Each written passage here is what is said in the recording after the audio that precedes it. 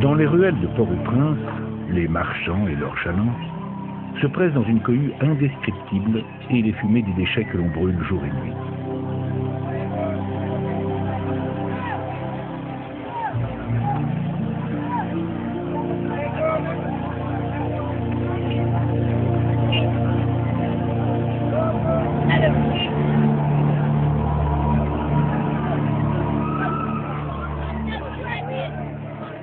La surpopulation en Haïti est devenue une véritable composante culturelle.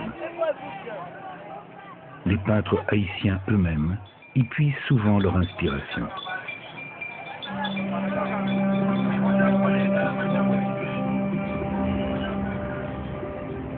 Elle se traduit par un paysage urbain absurde.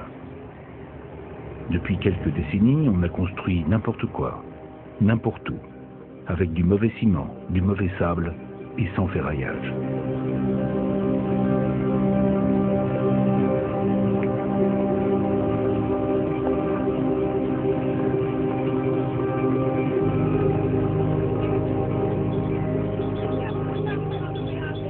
Il est devenu presque impossible de circuler dans les rues de la capitale, mais la conséquence la plus grave est le besoin croissant en énergie. Et l'énergie principale à Haïti, c'est le charbon de bois.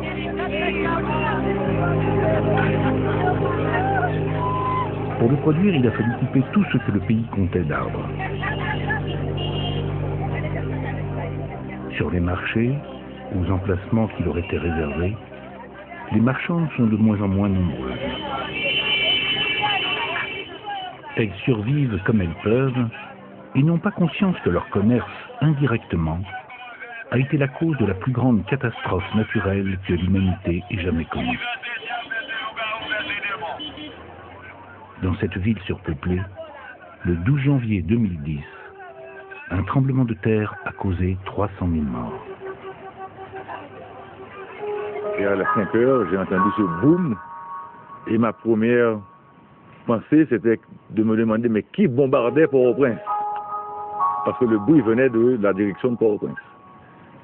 Et à la fin de ma réflexion, j'ai commencé à sentir les ondes. Et c'est comme s'il y avait un géant qui avait pris les maisons et les voitures et qui les secouait. Et ça a duré 30 secondes, 38 secondes à peu près.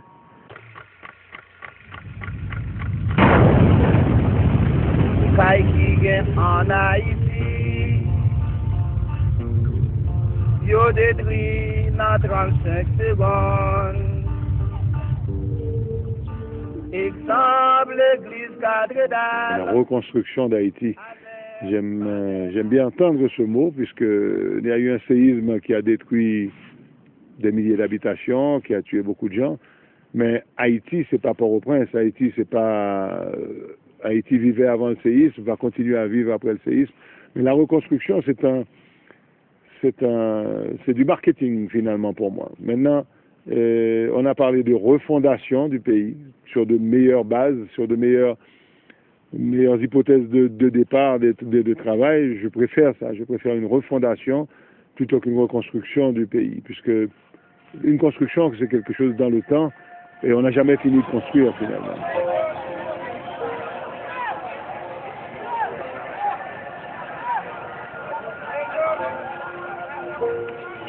Il faut quitter Port-au-Prince et grimper dans les montagnes pour comprendre pourquoi cette ville est devenue à ce point inhumaine et comment Haïti doit être refondée.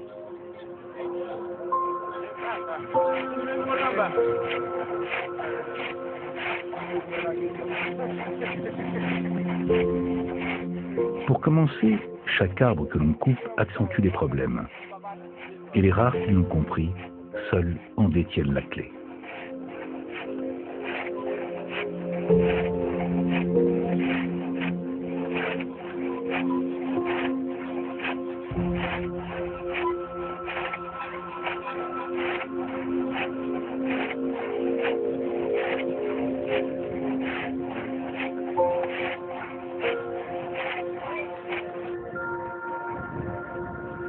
Une poignée de ces visionnaires a fait le pari qu'en redonnant à Haïti son paysage d'autrefois, le pays pourrait enfin croire un vrai futur et qu'il est encore possible de faire machine arrière.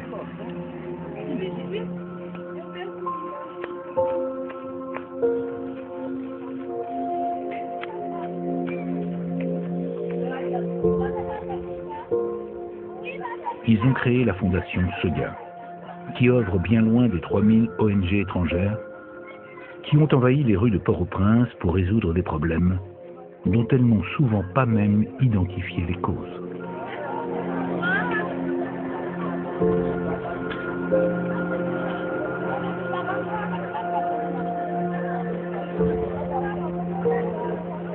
La première image, lorsqu'un observateur vient ici, la première image qui attire son attention, c'est la déforestation aiguë qui affecte le pays. Le taux du couvert forestier de notre pays avoisine les 1,5% selon les statistiques officielles dont nous disposons. Ce problème de déforestation est symptomatique des questions de pauvreté, de pression de la population et de l'absence d'une politique robuste en faveur de la reforestation. Bon, il y a premièrement la demande urbaine en bois et en charbon de bois. Il y a beaucoup d'exode rural vers les villes. La population urbaine a augmenté. Rien que dans la zone métropolitaine du Port-au-Prince, c'est-à-dire Port-au-Prince avec les 7 communes qui l'avoisinent, vous en avez pour à peu près 70% de la consommation nationale. Nous sommes en train de prendre les dispositions pour une campagne agressive, active de reforestation avec la paysannerie, les municipalités locales et aussi avec le secteur privé. L'État, au bout du compte, doit compter sur les Haïtiens eux-mêmes, les seuls qui possèdent l'expérience du terrain. Et comme les caisses sont vides, ils s'adossent à des structures qui doivent trouver leur financement à l'étranger. La Fondation Seguin est née il y a bientôt 8 ans. Enfin, elle est née en juin 2004, officiellement, formée par un groupe d'amis, d'entrepreneurs, de randonneurs, de motocyclistes qui ont découvert Seguin dans leur promenade et qui ont voulu redonner quelque chose à Seguin en se rendant compte de la dégradation qu'il y avait déjà il y a 8 ans. Donc c'est l'amour de ce pays, c'est le fait d'être haïtien, le fait de vouloir rendre quelque chose à son pays qui est la première motivation de la Fondation Seguin. Depuis le séisme, depuis le tremblement de terre, il y a eu énormément de visibilité d'Haïti et ça fait bien d'aider Haïti, ça fait bien d'être solidaire avec le peuple haïtien, mais ça fait quand même 2 ans. Il ne faut pas orienter l'aide vers le séisme tout seul. C'est un pays qui a plein d'autres soucis. Par exemple, nous sommes à Seguin, il y a eu un tremblement de terre à Seguin, mais il n'y a pas eu de dégâts de séisme à Seguin. Le dégât qui existe à Seguin est bien plus vieux que le tremblement de terre. Il vient de l'exploitation abusive et non réglementée et sauvage de ressources naturelles. Donc l'aide internationale devrait, peut-être, si elle y arrive, essayer d'orienter sa cible plutôt vers des besoins mieux identifiés. Mais quand on est dans un pays pauvre, où tout est priorité, ce qu'on fait, ça sera quelque chose de mieux. Mais il faut identifier les priorités des priorités, et certainement la nutrition en est une, l'environnement dans son état de dégradation en Haïti, c'est une situation catastrophique et il faut certainement, pour enrayer ce cercle vicieux de destruction, il faut intervenir. La Fondation a décidé de refaire le chemin à l'envers. En reboisant le pays, la vie peut redevenir possible pour les paysans, ce qui endiguerait l'exode rural. Comme première intervention dans les zones tampons du parc national de la Visite, Elle avait commencé par planter des bambous, afin de fixer la terre. Après janvier 2010, elle s'est distinguée en plantant 300 000 arbres en mémoire des victimes du tremblement de terre. Après le séisme, grâce au support et au partenariat de la USAID, et nous avons pu obtenir un financement qui nous a permis de monter une pépinière, d'engager, d'embaucher un tas de personnes pour la production de 300 000 plantules, mais des espèces surtout endémiques et des arbres fruitiers adaptés en haute altitude, alors adaptés surtout à cet espace-là. Ceci a été un geste symbolique, mais quand même important parce que nous avions eu beaucoup de formations, parce que ça coïncidait à l'époque avec le choléra. Donc, ce projet nous a permis non seulement de sensibiliser, de créer des emplois et aussi de faire comprendre à la population que la nécessité vraiment de s'engager dans des projets de reforestation massifs et surtout des travaux de conservation de sol parce que la terre arable faut le camp chaque année, un peu plus. Donc, comme on dit toujours, l'érosion amène la misère vers les zones urbaines de Port-au-Prince et les grandes villes avoisinantes du parc. Le séisme du 12 janvier 2010 a frappé un mardi à 16h50, au moment où tous les hauts fonctionnaires haïtiens travaillaient dans les immeubles qui se sont effondrés. Le pays a été décapité d'une partie de cette élite. Imaginer des programmes sans eux rend la tâche plus difficile encore, ce qui donne une valeur supplémentaire à ceux qui se développent. Pour mener à bien celui des montagnes de Seguin, il a fallu intervenir dans tous les domaines. Et nous avions décidé de choisir 3 axes prioritaires. La première, c'est l'éducation environnementale. Et ça fait 6 ans que ce programme existe. Maintenant, nous avons planté au moins une centaine de milliers d'arbres par année. Et aussi, comme axe prioritaire, on s'est décidé de faire de la promotion à l'éco-entrepreneuriat.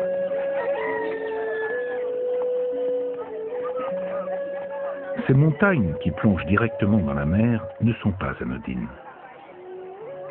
Elles appartiennent à la mémoire collective des Haïtiens, car elles ont abrité la fuite des esclaves marrons qui préféraient mourir que se soumettre.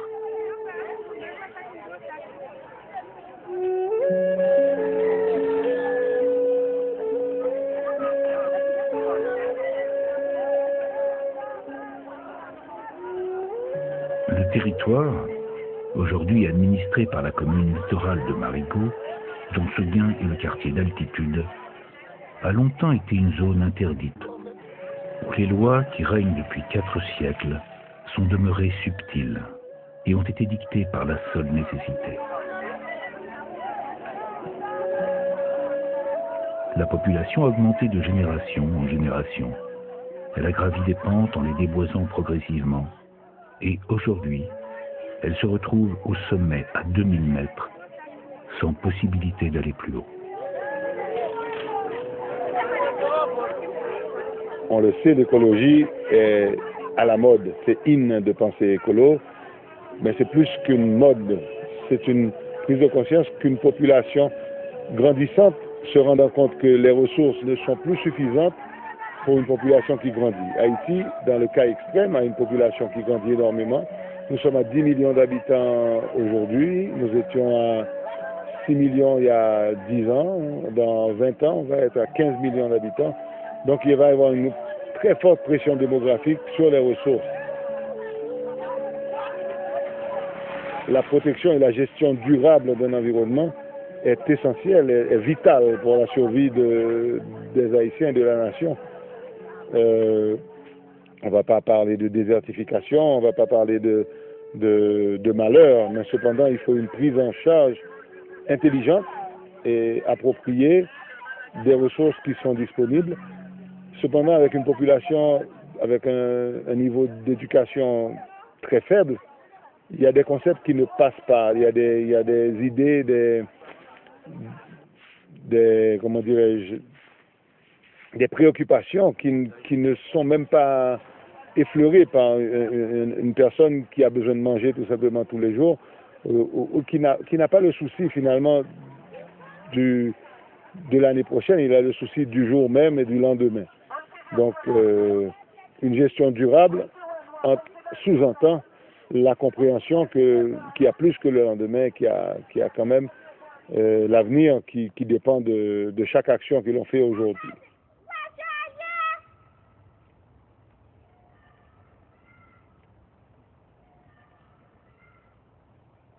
Cette population, elle vit dans son monde à elle, et sa vision des choses n'est pas forcément la même que la nôtre.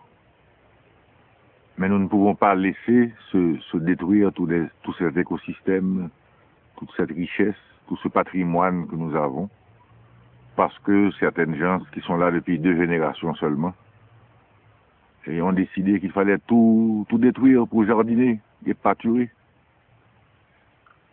On ne peut pas laisser faire ça.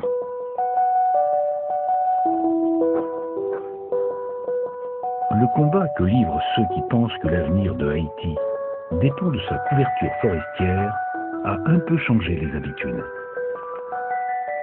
Auparavant, personne ne se cachait pour arracher leur écorce hautement inflammable et infliger aux pins des blessures mortelles à terme.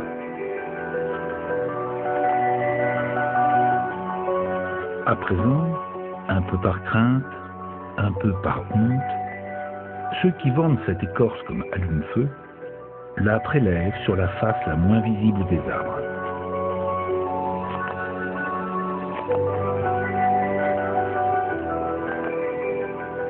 Celui qui entre dans ce qui reste de forêt pourrait ne rien soupçonner. Mais en réalité, 80% des arbres sont touchés par endroits. L'impression générale, c'est qu'il y en a tellement que finalement, on n'a pas à s'en faire. Il y en aura tout le temps, mais ce n'est pas vrai. Vous allez vous rendre compte de l'immensité et de l'ampleur de la dégradation qui existe déjà au Parc national La Visite, qui pour Haïti est un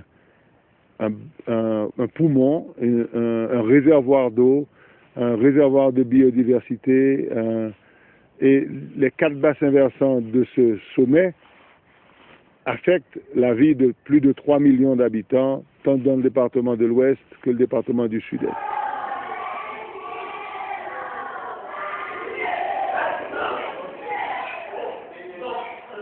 Vous connaissez l'importance des racines pour la terre, pas vrai? Ok, à quoi servent les racines? C'est grâce à ces racines que quand il pleut, l'eau de pluie ne va pas porter toute la terre dans la mer. C'est grâce à ces racines, parce que ce sont ces racines qui retiennent la terre pour les empêcher d'aller en mer. Ouais, l'eau que nous buvons venant du parc La Visite. C'est la raison pour laquelle que nous devons protéger les arbres qui sont en haut, pas vrai? Nous ne devons pas les couper, nous devons les reboiser. Et c'est la raison pour laquelle nous devons planter beaucoup d'arbres pour protéger l'environnement, pour protéger notre sol, pour que nous ayons en abondance de la récolte. Pas vrai? Eh bien, si que nous coupons les arbres au jour le jour, eh bien, ça va avoir de graves conséquences sur nous. Eh bien, nous, de jour en jour, nous serons dans la misère. Pas vrai? Eh bien, pour empêcher tout cela, nous devons participer activement en ce qui concerne le reboisement de notre pays. Si nous prenons